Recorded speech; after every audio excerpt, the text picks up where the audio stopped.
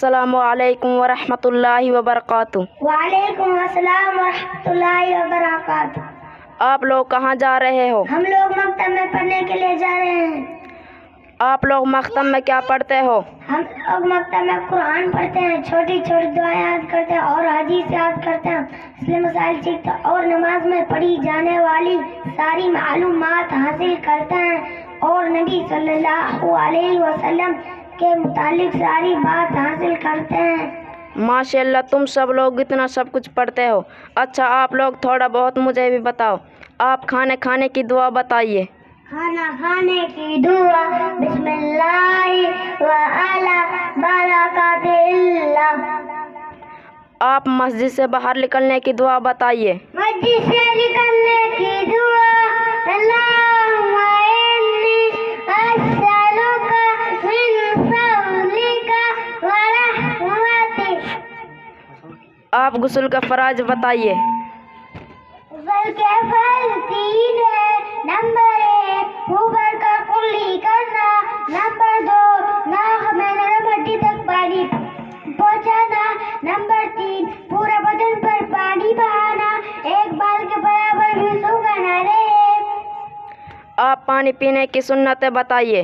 پانی پینے کی سنت نمبر 1 بیٹھ کر پینا، نمبر 2 دیکھ کر پینا، نمبر 3 سر ڈھک کر پینا، نمبر 4 جہاں ٹوٹا برتن وہاں سے نہ پینا، نمبر 5 تینوں سانس میں پینا۔ آپ سورہ اخلاص سنائیے۔ بسم اللہ الرحمن الرحیم۔ قل هو اللہ احد اللہ الصمد لم یلد ولم یولد ولم یکن له کفوا احد۔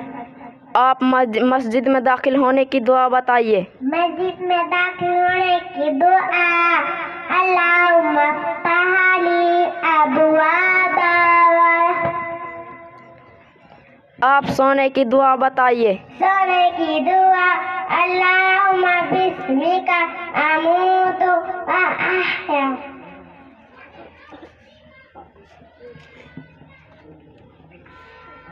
فیضان بھائی ہم تو اس مکتب میں صرف 1 گھنٹہ رہتے ہیں، باقی ٹائم تو اسکول اور ٹیوشن میں رہتے ہیں۔